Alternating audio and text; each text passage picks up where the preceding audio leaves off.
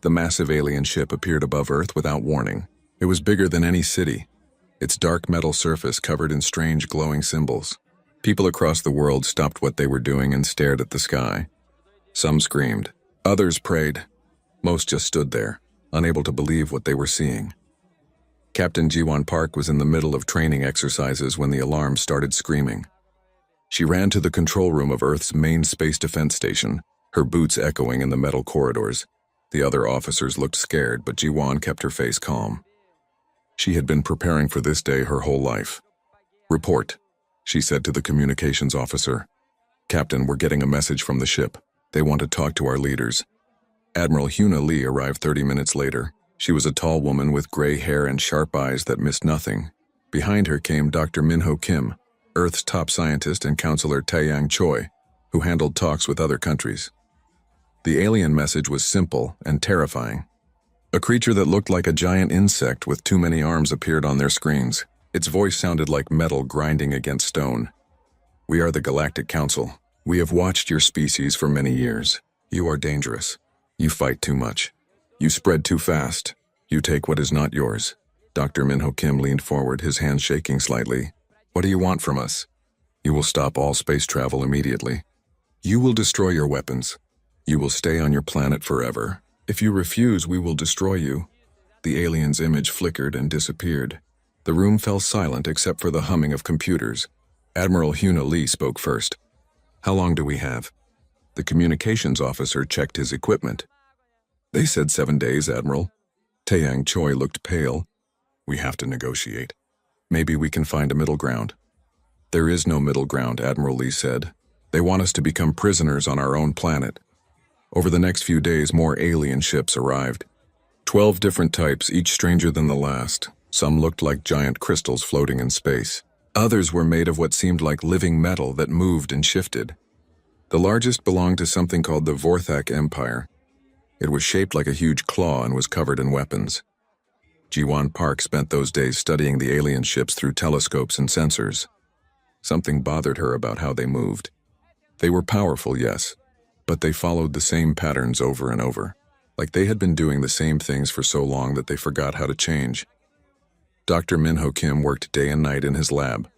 He had been secretly studying pieces of alien technology that had crashed on Earth over the years. Most people didn't know about these pieces.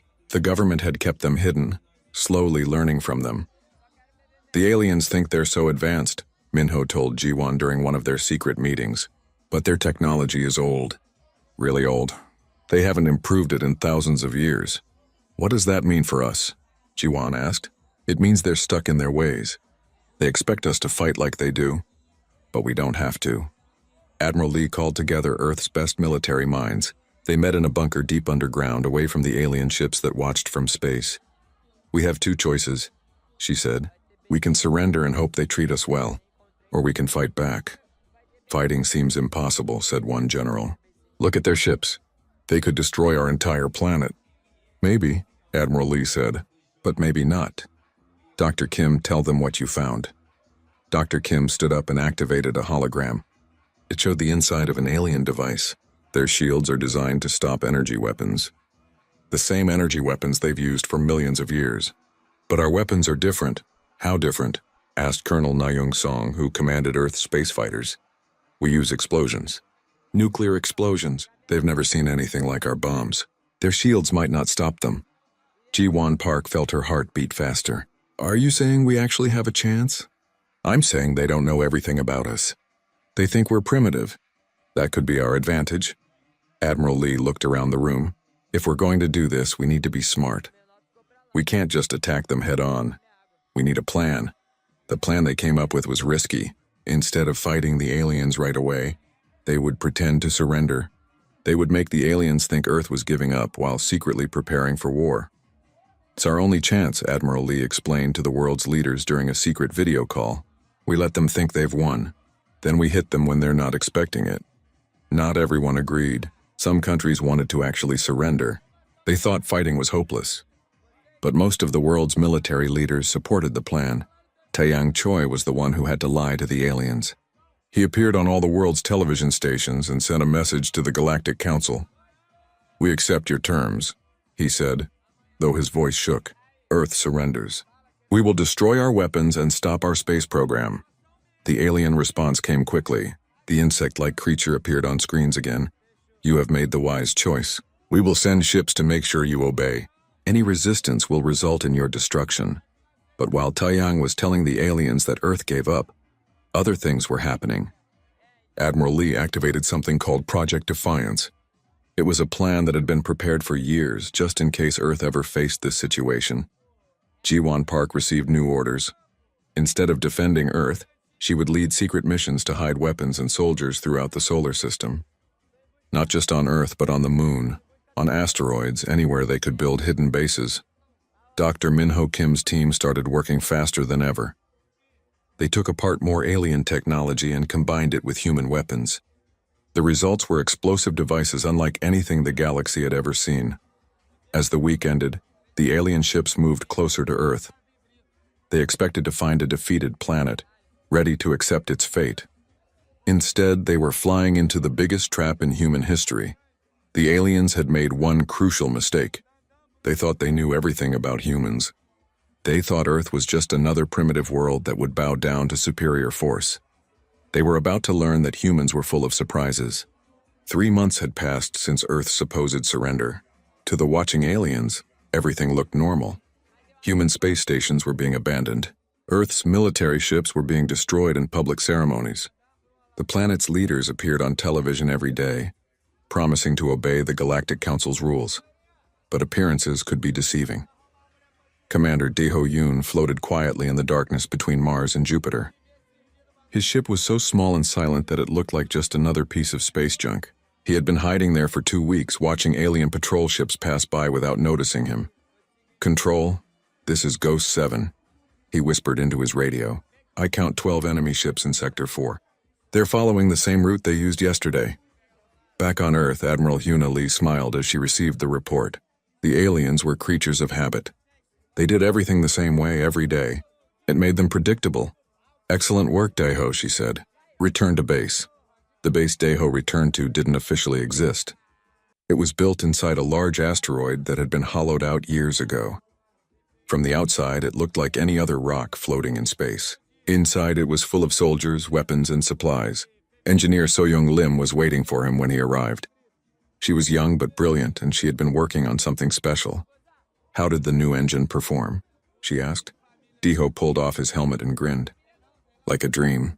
The aliens never saw me coming, and they never saw me leave." So-young's new engines were completely different from anything the aliens used. Instead of the energy systems that powered alien ships, they used controlled nuclear explosions. They were faster and harder to detect than anything the Galactic Council had ever seen. Meanwhile on Earth, Agent Kyung-min Bae was preparing for the most dangerous mission of his life. He was going to sneak into alien territory and spy on the Galactic Council from the inside. Dr. Minho Kim had given him a special device that would change his appearance. It used alien technology to make him look like one of the Council's servant species. It wasn't perfect, but it might be enough to fool them. "Remember," Dr. Kim told him, "you're not trying to be a hero. Just watch and listen. Learn their weaknesses." Kyung-min nodded. He had studied the alien languages for months. He knew their customs and their fears. Most importantly, he knew they thought all other species were inferior to them. The plan was working better than anyone had hoped. While the aliens watched Earth and congratulated themselves on their easy victory, humans were busy building a secret army. Admiral Lee stood in the main command center, hidden deep under the mountains of Korea. Around her, hundreds of officers worked at computer screens, coordinating the largest military operation in human history. "Report," she said to General Woo Jin-han, who commanded the hidden space defenses. "All orbital platforms are in position and fully powered," he said. "The aliens still think they're looking at dead satellites. The dead satellites were actually powerful weapons platforms disguised to look like broken pieces of junk. Each one was armed with new weapons that combined human nuclear technology with alien energy systems." Colonel Nayoung Song approached with another update. "The asteroid belt forces are ready. We have 50 hidden bases and over 300 ships. These ships were also new designs, built in secret factories on the far side of the moon. They looked nothing like traditional human spacecraft. Dr. Min-ho Kim had studied alien technology for years and built something completely unexpected. "What about our spy?" Admiral Lee asked. "Kyung-min sent his first report yesterday," said the communications officer. "The council is planning something big. They're bringing more ships to Earth." This was exactly what Admiral Lee had hoped for. The more alien ships that came to Earth, the more ships they could trap when the time came to fight back. On the alien command ship, the council leaders were meeting. The insect-like Vorthak commander stood before a hologram of Earth. "The humans are behaving perfectly," it said in its grinding voice. "They destroy their weapons as ordered. They abandon their space stations. Soon we will have complete control." A crystalline being from the Nethys Collective sparkled as it spoke. "Perhaps we should station permanent guards on their planet." "Unnecessary," replied another alien that looked like a walking tree. "Humans are like all primitive species. Once defeated, they stay defeated." Hidden among the alien servants, Kyungmin Bae listened carefully. The aliens were so confident that they didn't even bother to keep their plans secret. They talked about Earth like it was already their property. But Kyungmin also noticed something important. The different alien species didn't really trust each other. They worked together because they had to, not because they wanted to. Each species thought it was better than the others. This information was gold. When Kyungmin sent his report back to Earth, Admiral Lee knew exactly how to use it. "They're not as united as they pretend," she told her staff. "When we attack, we need to hit them in a way that makes them blame each other." Dr. Sunwoo Kang, the scientist working on their most secret weapon, raised his hand. "Admiral, I think I have something that will help with that." Dr. Kang had been working on a device that could disrupt the aliens' faster-than-light communication systems. If they couldn't talk to each other during a battle, their lack of trust would become a serious problem. As the months passed, more alien ships arrived at Earth. The Galactic Council was so pleased with their easy victory that they decided to use Earth as an example for other worlds. They brought their biggest ships and their most important leaders. They were walking right into Admiral Lee's trap. So Young Lim worked day and night to prepare the new weapons.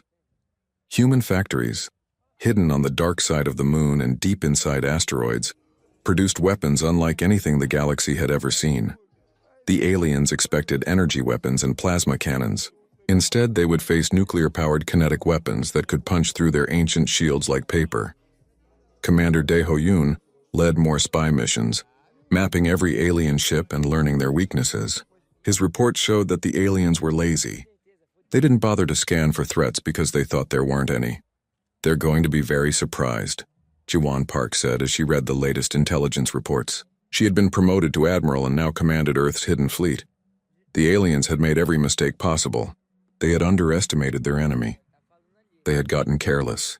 Most importantly, they had brought their entire fleet to one place where it could be trapped. As Admiral Hyuna Lee looked at the reports coming in from around the solar system, she felt a grim satisfaction. Project Defiance was almost ready. Soon the Galactic Council would learn that conquering Earth was the biggest mistake they had ever made. The trap was set. All they had to do now was spring it. The Galactic Council's armada was the largest force ever assembled in the galaxy. Over 800 ships from 12 different alien civilizations surrounded Earth like a metal storm cloud. Their weapons could destroy planets. Their shields could stop anything the galaxy had ever thrown at them, or so they thought. Admiral Hyuna Lee stood in the command center buried deep beneath the Korean mountains. Around her, hundreds of officers watched their screens with quiet intensity. After 6 months of preparation, the moment had finally arrived. "Enemy fleet is in position," reported Captain Ji-won Park from her hidden command ship. "All alien vessels are within the trap zone." The trap zone was the entire inner solar system. What the aliens didn't know was that humans had turned their own solar system into the galaxy's biggest weapon. "Dr. Kang, are your devices ready?" Admiral Lee asked.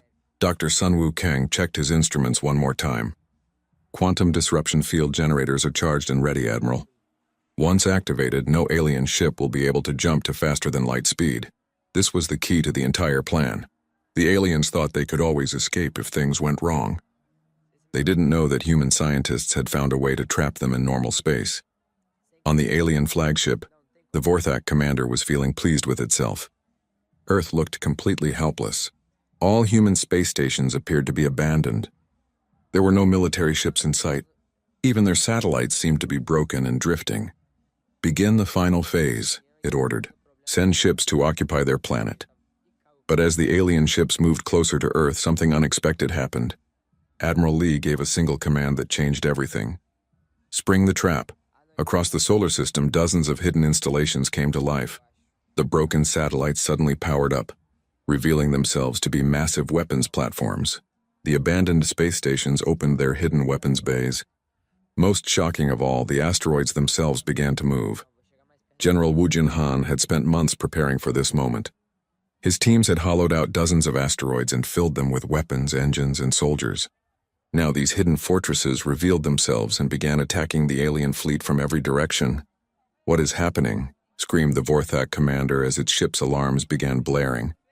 The crystalline being from the Nethys Collective sparkled with panic. The humans were supposed to be defeated.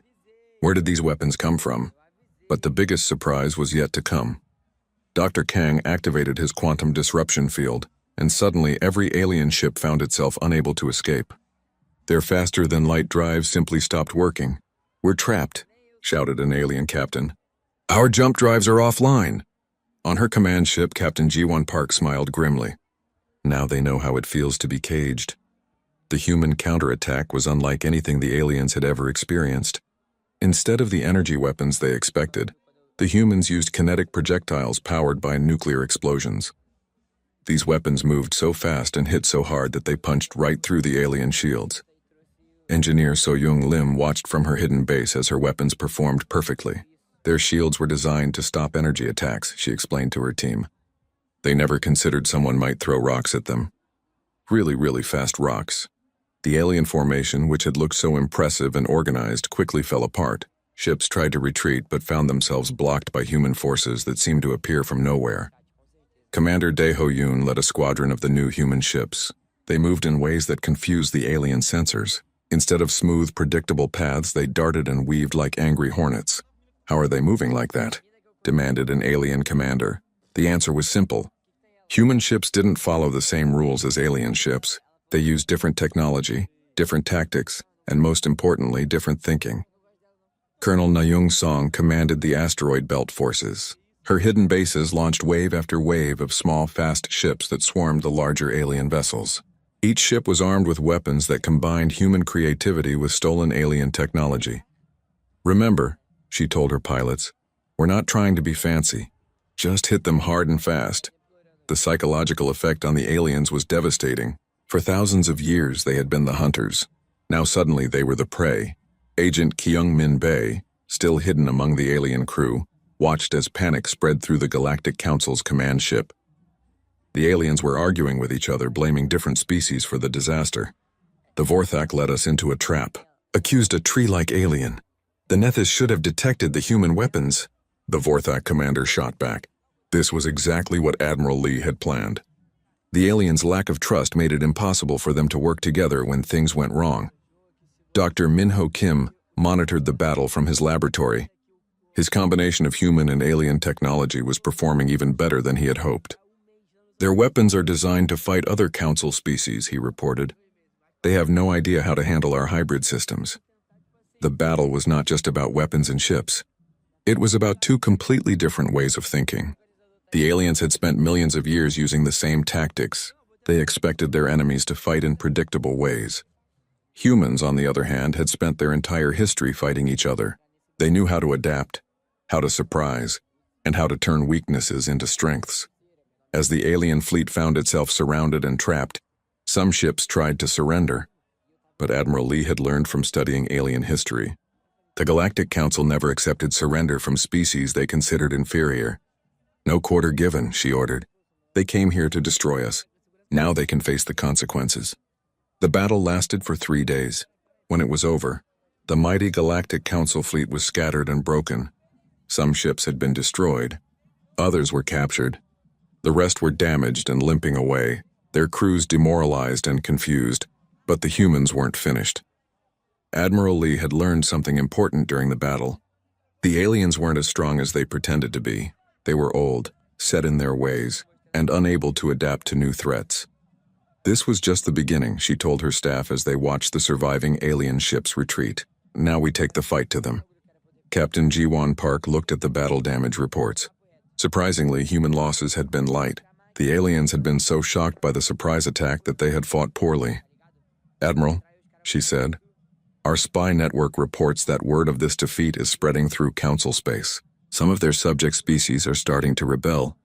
Admiral Lee nodded. This was what she had hoped for. The Galactic Council ruled through fear. Once that fear was broken, their entire empire would start to crumble. The humans had won their first battle against the galaxy's greatest power. But they knew this was just the beginning of a much larger war. The aliens would be back, and next time they would be ready for human tricks, but humans were counting on that. After all, they had plenty more surprises where those came from. The news of the Galactic Council's defeat at Earth spread across the galaxy like wildfire. For the first time in millions of years, someone had not just resisted the Council but completely destroyed their fleet. Entire alien civilizations that had been slaves for centuries began to whisper about rebellion.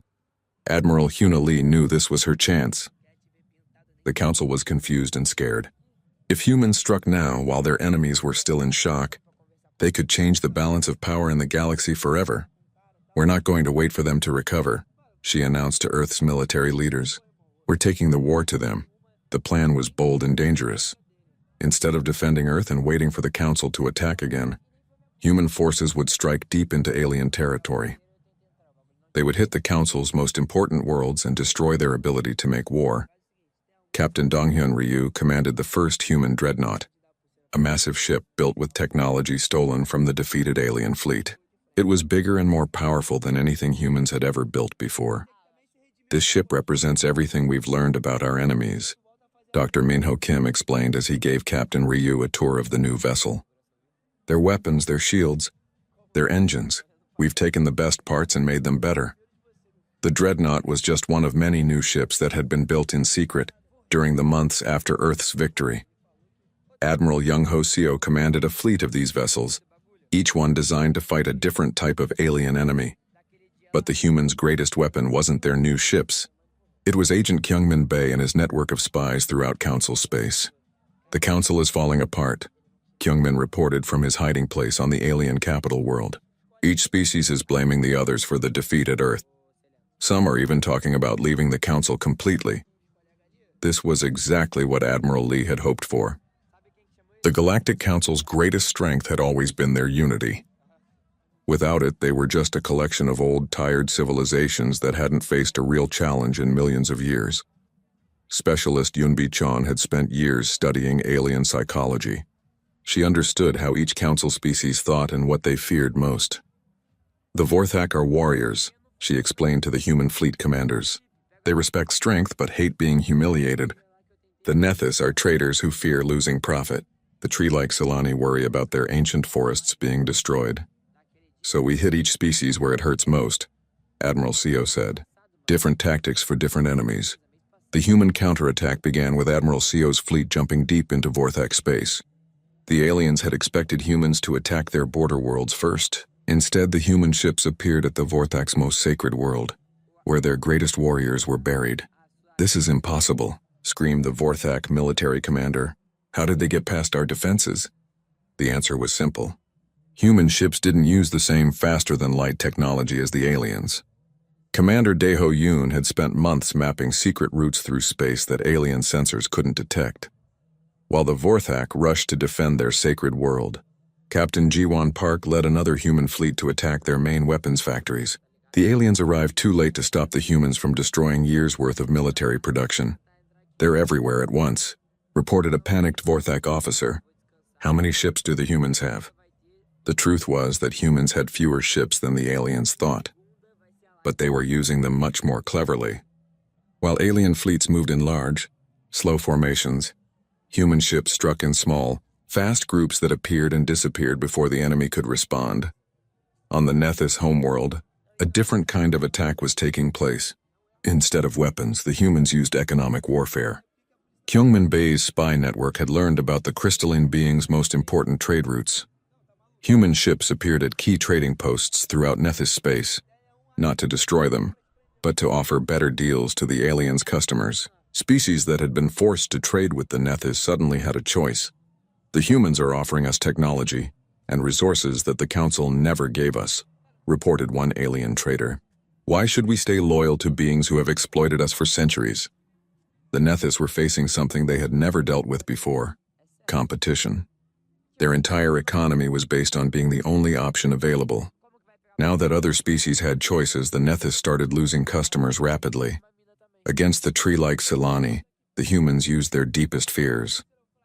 The Silani were an ancient species that worshipped nature and feared anything that might damage their precious forests. Colonel Nayung Song led a fleet of ships that appeared above the Silani homeworld. But instead of attacking, they began transmitting messages to the surface. "We know about the Council's plan to harvest your forests for their next fleet," the human message said. "We have proof that they've been lying to you about their intentions." This was psychological warfare at its finest. The humans had learned that the Council species didn't really trust each other. By feeding their fears and suspicions, they could make the aliens tear themselves apart. The proof wasn't real, but it didn't need to be. The Silani were already suspicious of the other Council species. The human message just gave them an excuse to act on those suspicions. Within days, Silani ships were pulling out of joint Council operations. They claimed they needed to protect their homeworld from potential threats, but everyone knew they meant the other Council species. Dr. Sunwoo Kang had developed new weapons specifically for this campaign.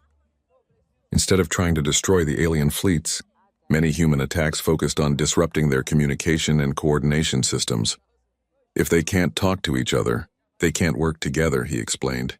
"And if they can't work together, they're just 12 separate species that hate each other." The strategy was working perfectly.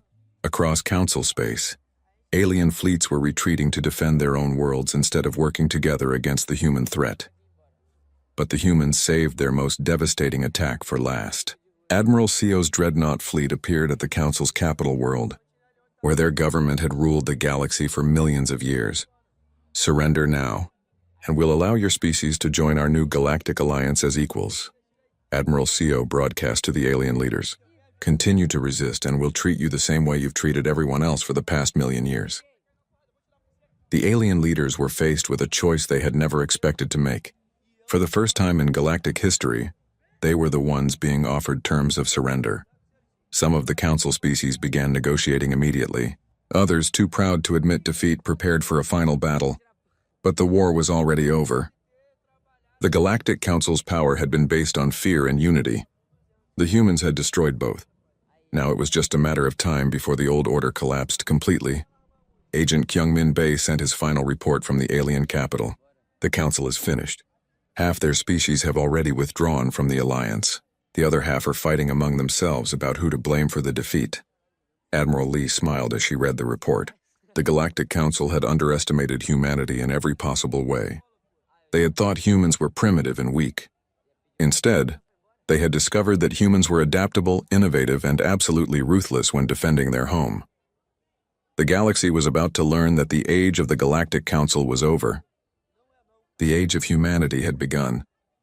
2 years had passed since the fall of the Galactic Council. The galaxy was a very different place now, and humanity stood at the center of it all. President Sujin Yu looked out from her office window at the bustling spaceport below. Ships from dozens of different species came and went, carrying trade goods, passengers, and messages between worlds. It was hard to believe that just a few years ago, Earth had been threatened with destruction. The transformation hadn't been easy. When the Galactic Council collapsed, many worlds had descended into chaos. Some alien species tried to build their own empires. Others retreated to their homeworlds and refused to talk to anyone. A few had even asked humanity for help in defending themselves.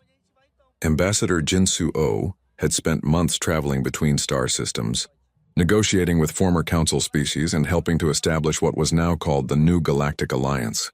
Unlike the old Council, which had ruled through force, the alliance was based on cooperation and mutual benefit.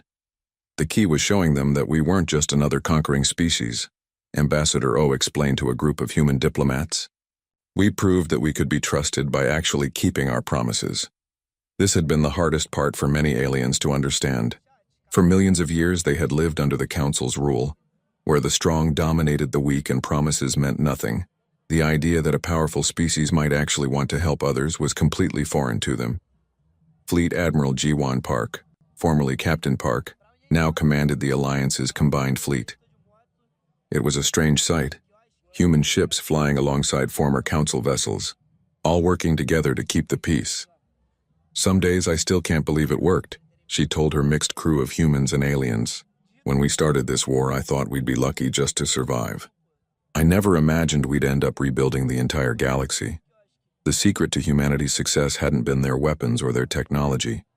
It had been their ability to see potential where others saw only problems. Dr. Minho Kim's research teams were now working with alien scientists from across the galaxy.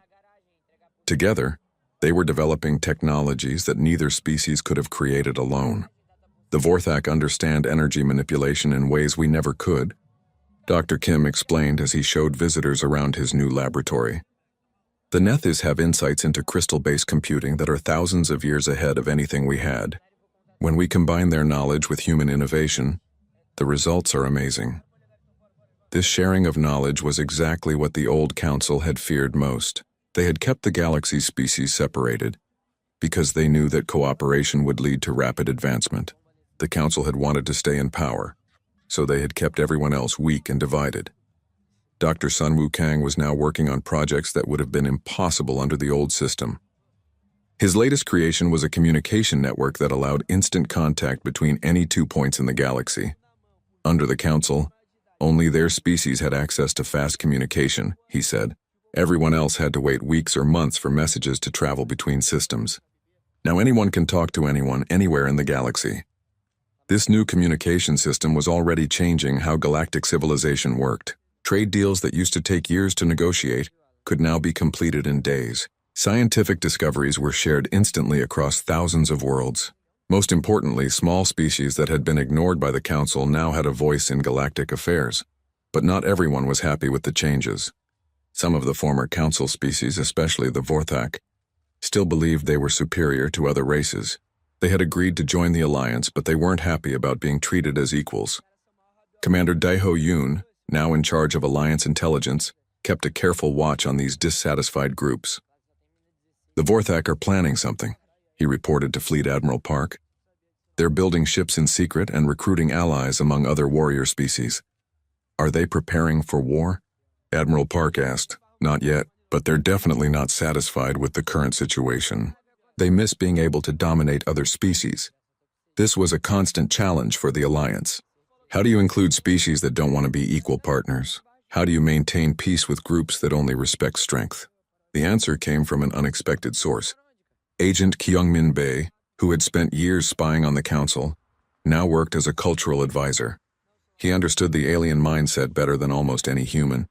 "The Vorthak need to feel important," he explained. "They're warriors, so they need something to fight against. If we don't give them a worthy enemy, they'll create one." The solution was brilliant in its simplicity. Instead of trying to suppress the Vorthak's warrior nature, the Alliance gave them a new purpose. They became the galaxy's peacekeepers, responsible for protecting smaller species from threats. "Now they get to be warriors and heroes at the same time," General Wu Jinhan observed. "They're still fighting, but they're fighting for something positive." This approach worked with other problematic species too. The Nethys, who missed their trading monopoly, were put in charge of establishing fair trade standards throughout the galaxy. The technology-obsessed Caxi were given the job of sharing scientific knowledge with developing species. President Yu smiled as she read the latest reports from across the galaxy. Crime rates were down. Trade was up. New species were being discovered and welcomed into the Alliance almost every month. Most importantly, there hadn't been a major war anywhere in the galaxy for over a year. But the biggest change wasn't in technology or politics. It was in how the galaxy's species thought about each other. Colonel Nayung Song, now Admiral Song, commanded a joint task force that included ships from 15 different species. Her crew included former enemies who now worked side by side.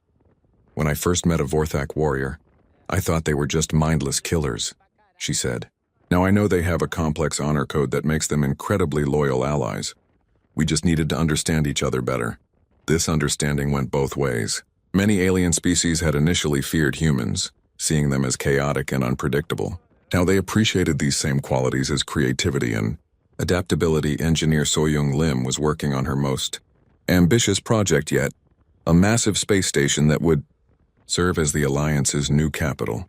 Unlike the Council's cold military headquarters, this station would be a place where different species could live and work together. We're designing it so that every species feels comfortable there, she explained. The Solani will have their gardens. The Nethys will have their crystal chambers. Humans will have their recreation areas. Everyone gets what they need. But perhaps the most important change was in the galaxy's young people. A new generation was growing up knowing that cooperation was normal, that different species could be friends, and that problems could be solved through discussion rather than force. Fleet Admiral Park often met with these young beings during her travels. Human children played with young Vorthak warriors. Nethys crystals learned mathematics from human teachers. Solani saplings grew in gardens tended by beings from a dozen different worlds. They don't see differences the way we do, Admiral Park observed. To them, having friends from other species is just normal. As President Yu prepared for the Alliance's second annual meeting, she reflected on how much had changed. 2 years ago, Earth had been a primitive backwater threatened with destruction. Now humanity was helping to lead the most successful galactic civilization in history. The Galactic Council had never anticipated that Earth would strike back. Even less had they anticipated that humanity's real weapon wasn't destruction, but creation. Not the ability to tear down old systems, but the vision to build better ones. Ambassador O summed it up perfectly in his speech to the Alliance Assembly. The Council ruled through fear and kept the galaxy weak. We lead through hope and make the galaxy strong. That's the difference between conquest and leadership. As Fleet Admiral Park stood on the bridge of her flagship, looking out at the mixed fleet of Alliance ships, she knew that humanity had found its place in the galaxy, not as conquerors or destroyers, but as builders of a better future. The stars that had once seemed so distant and hostile now felt like home. And in the vast darkness of space, the lights of thousands of worlds shone brighter than ever before, united in peace and working toward a future that would have been impossible under the old regime. The galaxy had learned that sometimes the greatest victory isn't defeating your enemies, but helping them become your friends.